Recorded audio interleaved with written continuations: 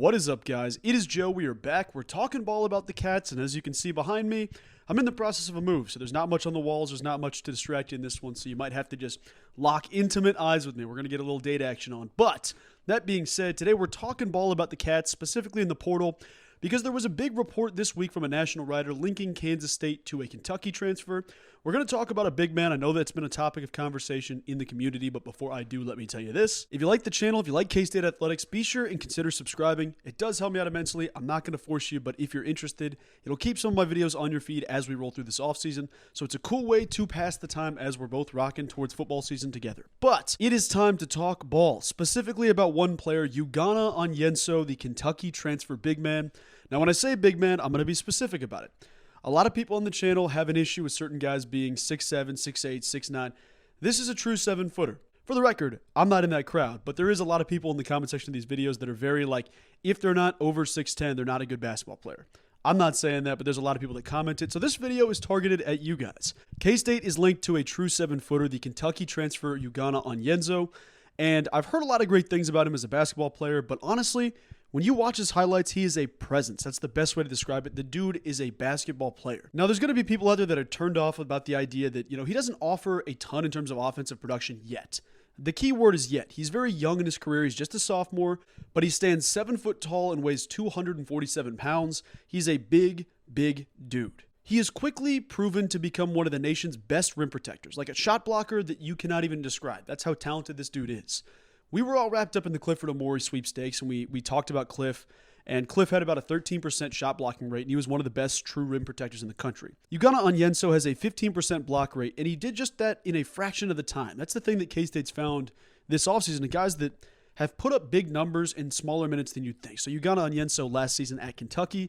Let me read you his stats here, but keep in mind, this is all in just a fraction of the time, so when you hear some of the lower numbers, don't freak out. Don't hit the eject button. Don't hit the panic button. I'm just here to say that now. So last season at Kentucky, I've got my stats pulled up to the right if you see me looking over. Ugonna Onyenso averaged 3.6 points per game and 4.8 rebounds per game on 55% shooting from the field. I said it earlier, he's an unbelievable rim protector. He finished last season averaging 2.8 blocks per game. And here's the kicker. Let me just put this into perspective. Ugonna Onyenso played 18.6 minutes per game last season. In that time, he averaged the 4th most blocks of any player in the country. Just to put that out there, in 18 minutes, so less than half of a game played, the dude averaged 2.8 blocks, which was good for 4th in the country.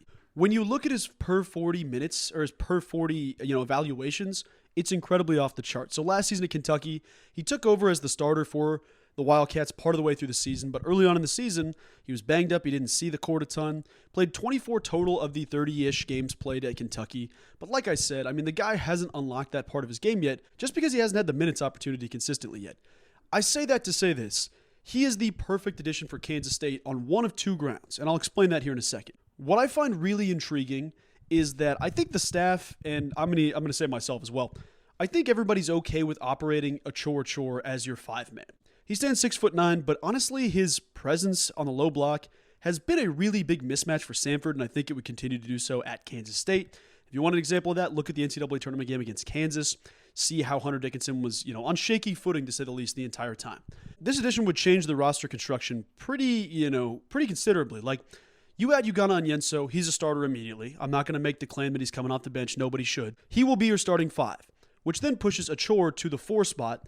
And then you have the conversation of who is the scoring wing at 3. That's still something I imagine K-State will address in the transfer portal. They already added a couple of different dudes that fit that role, and we'll have to see how they come through camp, or I shouldn't say camp, but how they come through summer workouts and how they develop as athletes once they get to K-State. But Ugonna Onyenso adds another NBA player to your starting lineup. I'm honestly okay either way. Obviously, I want Ugonna Onyenso. I'm not going to make this sound like I don't want him. But when I say I'm okay in the sense that if they miss on him and they have to go Achor at the 5, I'm okay with that lineup. But obviously, I want to add Ugonna Onyenso, put him in the starting lineup, put him at the 5. His impact on games is unbelievable. You will see a lot of players in the transfer portal. You see a lot of guys that put up big numbers or are great defenders, great rebounders. You don't see a lot of guys that command a presence or command respect on the basketball court because of their size, their stature, or the way they play the game. The word that kept popping into my head was a presence. He is an absolute physical presence on the court. Like, he alters anybody in the paint. You have to take different paths through the lane. There's different things going on.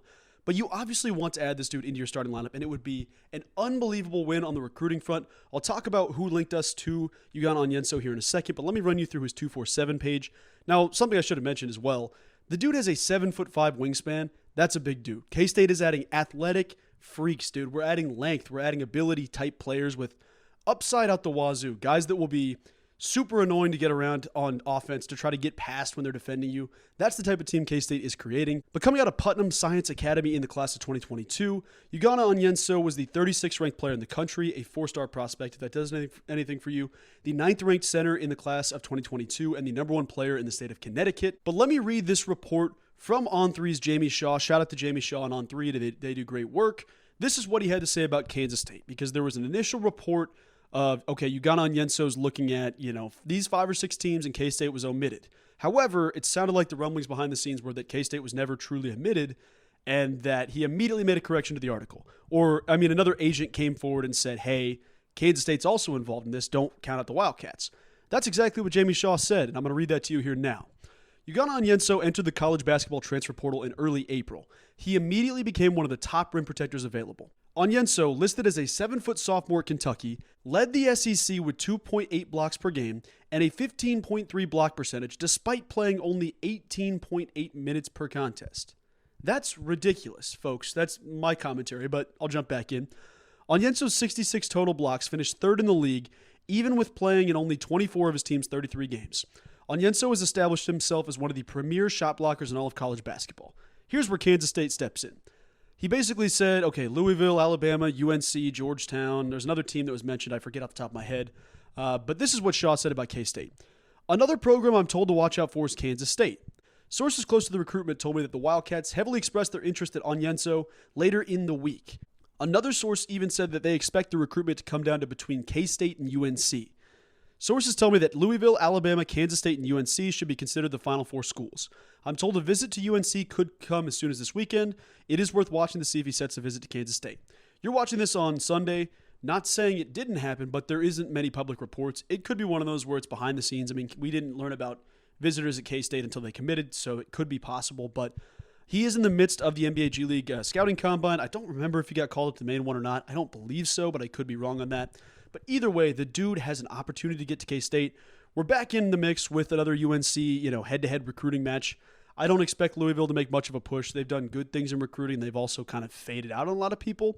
But I would expect K-State to be involved till the end on this recruitment. And if you add him, this is what takes you into that top 10, top 15 type team roster breakdown. Obviously, you still have a 13th spot to use too. My guess is that Arthur Kaluma ends up coming back to Kansas State if it makes sense at that point in the season. But I'm also not going to sit here and say it's a 50-50 shot. I think it's more likely that he does leave. But if you get through that spot where it's June 1st, we're looking at guys around the portal, Art's still out there, we still need a scoring wing, or we need a certain type of player, I think K-State and Art could both make that decision at that point to say, hey, let's redo this, let's run it back. It's a different role, it's a different thing, but let's get this back going. I think that's absolutely a possibility. But you add Ugonna Onyenso, and your starting lineup looks like Doug McDaniel, who is one of the best facilitators in college basketball, but can also score consistently.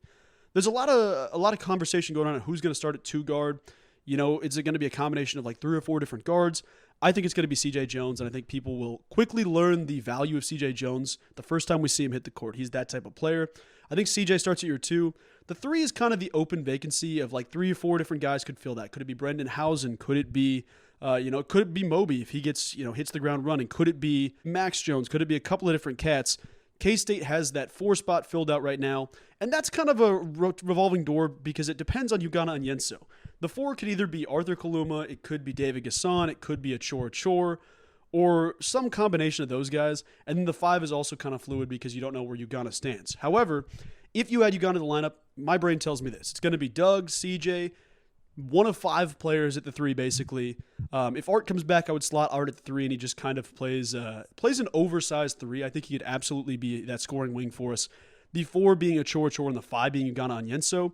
That's a top 10 team in the country. That is a Final Four caliber team. I'll say that right now. Obviously, things change in recruiting fast, but I would absolutely love to see that. Then you have your role guys behind them, guys that can impact the game and honestly work their way in the starting lineup. Because I think that, a buddy of mine mentioned, shout out Ryan Moss while I'm at it. He does some great stuff on Twitter if you want to follow him.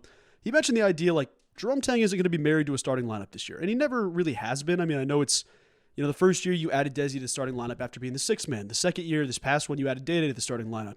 There's moving stuff all around.